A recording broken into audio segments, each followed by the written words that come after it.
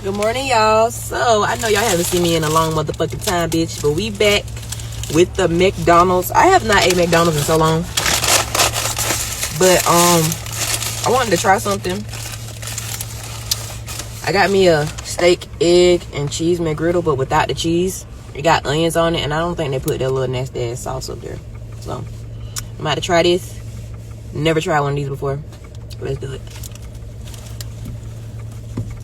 And I got my steak well done.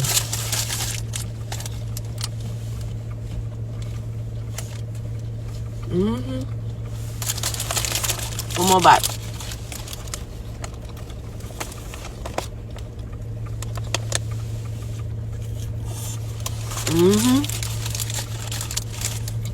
Clock that teeth.